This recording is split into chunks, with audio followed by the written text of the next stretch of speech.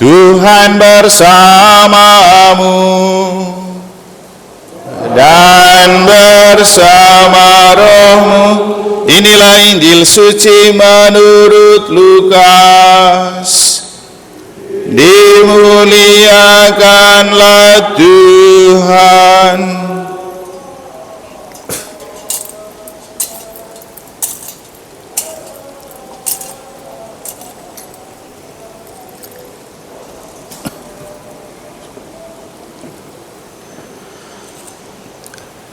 Pada waktu itu, Kaisar Agustus mengeluarkan suatu perintah menyuruh mendaftarkan semua orang di seluruh dunia.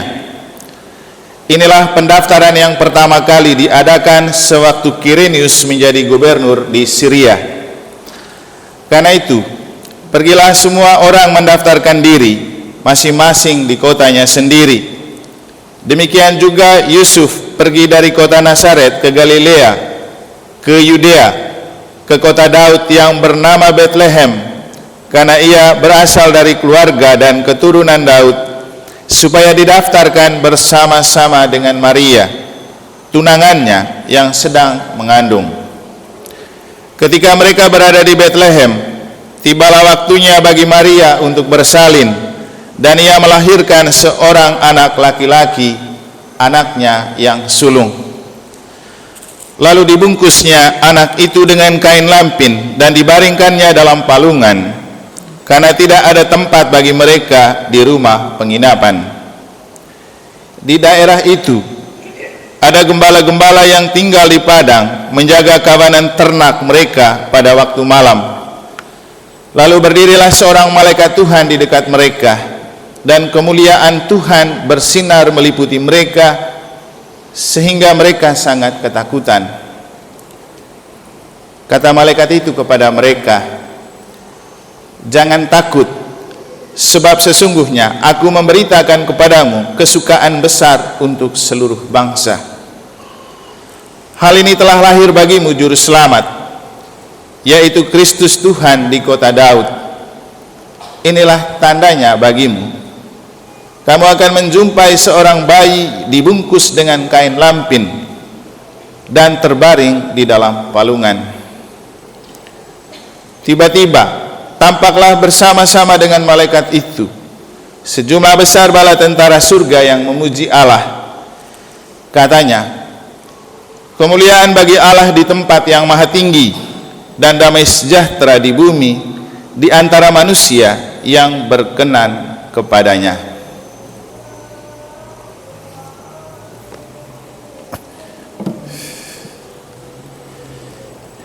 Demikianlah sabda Tuhan. Terpujilah Kristus.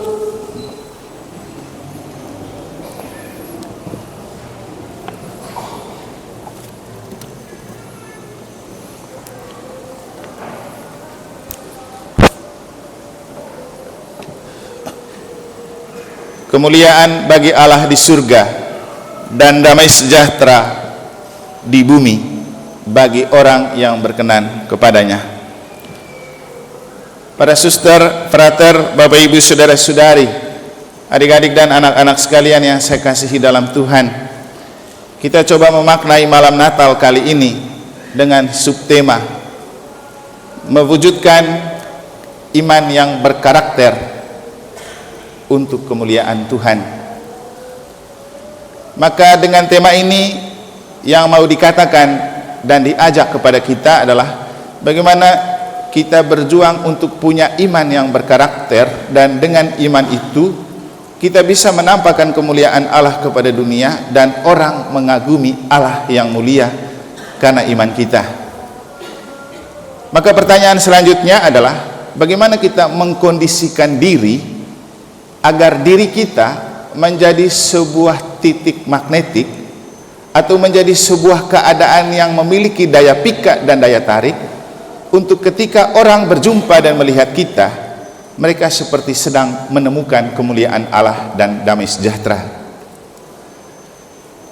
Saya tidak mau terlalu jauh mencari pengalaman untuk membuktikan bagaimana Allah bekerja di dalam diri dan gereja kita untuk menampakkan kemuliaan Allah dan membuat orang yang datang itu menemukan kedamaian.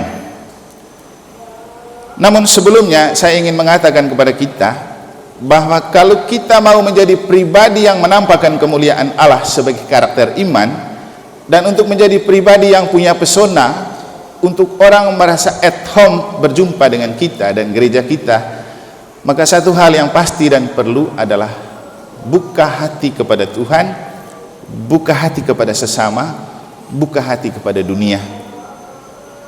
Ketika kita membuka hati kepada Tuhan, kepada sesama dan dunia, maka pada saat itulah Tuhan lahir di dalam diri kita, Tuhan lahir di palungan hati kita, dan malaikat Tuhan akan bekerja bersama kita untuk membuat kemuliaan Allah itu tampak bagi dunia, dan orang menemukan damai sejahtera di dalam diri dan hidup kita. Tadi waktu rombongan Pak Bupati datang dari Gumrih, kita menjemput mereka di pintu, lalu kemudian salaman dengan anak-anak dan para dewan yang ada. Kemudian saya ajak dia, Pak Bupati, kita ke gereja. Kenapa saya bawa mereka ke gereja? Karena hanya di gerejalah kita bisa menemukan kemuliaan Allah, dan kemuliaan Allah tampak mulai dari gereja. Apalagi gereja kita sudah dihiasi sedemikian begitu menarik dan indah.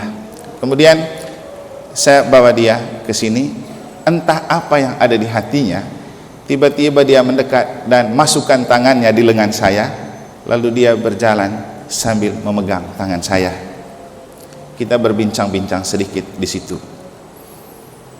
Tadi saya kirim ke grup-grup keuskupan dan sinode, mengatakan kepada mereka, mengirim video itu, lalu saya mengatakan, inilah saya salah satu titik magnetik dan daya pikat pemimpin Katolik dan gereja Katolik.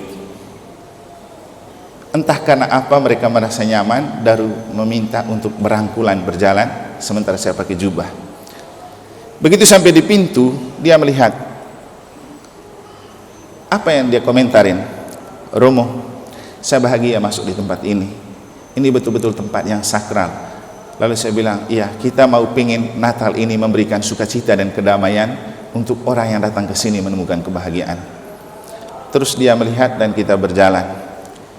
Lalu dia juga komentar, tadi di Gumrih juga kita lihat bagus. Ya, itu baru selesai dikerjakan 2 hari lalu Pak Bupati. Itu juga terinspirasi dengan dana dari pemerintah melalui Bimas Katolik. Jadi mereka menawarkan bantuan, lalu kita membuat hal seperti itu. Ini sebuah sinergisitas yang baik antara pemerintah dan gereja. Terus saya ajak mereka foto di sini bersama Ibu Ketua DPR dan Forkopimda. Nah, ketika sudah selesai foto, tiba-tiba Pak Kapolres datang.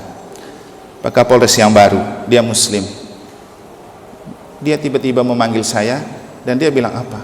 Romo, saya masuk di gereja ini mengingatkan masa lalu saya, masa kecil saya. Kenapa Pak Kapolres?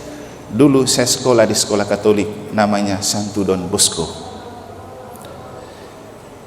Beberapa teman yang datang juga mereka seperti tertegun begitu melihat kondisi gereja kita. Tapi untuk saya ini sebuah kabar gembira, ini sebuah cara untuk menampakkan Tuhan itu mulia. Kita bisa memuliakan Tuhan tidak dengan puji-pujian, tapi dengan membuka hati kepada Tuhan, membuka hati kepada sesama, membuka hati kepada alam sekitar. Mungkin kepada alamnya saya bisa bercerita begini. Kemarin waktu kita misa sore dan doa di Gua Maria, saya mengajak beberapa orang yang datang, bilang kita berdoa khusus dengan intensi supaya Natal ini cuacanya bagus dan kondisinya bagus. Bahwa kita tidak akan pernah berpikir akan ada hujan, karena selama beberapa hari ini kan cerah ceria dan terang benderang. Tapi namanya kalau Tuhan bekerja dan alam bekerja, kita tidak bisa membendung. Maka tadi sore begitu sudah hujan lebat di sana, ada guntur, sudah mulai rintik, saya kirim videonya ke grup kita. Saya bilang, mari kita bersatu dalam doa, karena ini adalah taruhan iman untuk menunjukkan kita betul percaya pada Tuhan, enggak? Ya, kita menemukan sendiri bahwa hujan boleh turun tapi setelah kita sudah di gereja. Jadi membuka hati kepada Tuhan membuka hati kepada sesama, membuka hati kepada alam, itu kunci untuk kemuliaan Allah itu tampak dalam diri kita dan tampak bagi dunia. Dan inilah karakter iman Katolik. Iman yang terbuka kepada Allah, iman yang terbuka kepada sesama, iman yang terbuka kepada alam. Dan inilah hal yang juga dicanangkan oleh Sinode 5 ketika kita diminta untuk bangkit dan bergerak, berjalan bersama, mewujudkan gereja sinodal, persekutuan, partisipasi, misi. Jadi ada unsur-unsur di mana kita memuliakan Allah dengan iman yang tangguh, iman yang militan, dan kita bersaksi kepada dunia dengan kekuatan militansi iman. Dan juga kita perlu menghargai dan memelihara alam sebagai bentuk rasa cinta dan kedekatan kita dengan alam. Karena dalam ajaran Katolik, alam adalah sarana yang Tuhan berikan untuk memelihara kehidupan kita. Bapak Ibu, saudara-saudari, mewujudkan iman yang berkarakter untuk kemuliaan Allah hanya butuh keterbukaan hati. Buka hati kepada Tuhan, buka hati kepada sesama, buka hati kepada alam.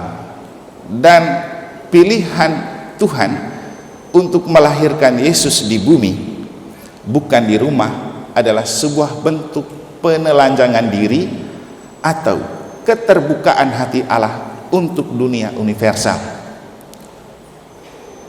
Makanya Yesus lahir di bumi, tidak memilih di rumah.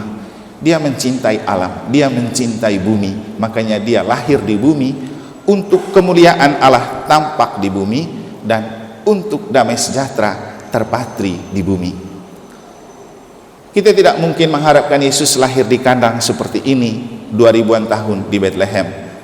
Tetapi Yesus ingin lahir di hati kita, menjadikan hati kita sebagai kandang baru untuk Yesus lahir, menampakkan kemuliaan Allah dalam diri kita, agar pribadi kita bisa menampakkan kemuliaan Allah kepada dunia, dan pribadi kita menjadi agen-agen damai sejahtera bagi sesama dan dunia. Selamat malam Natal, semoga Tuhan memberkati.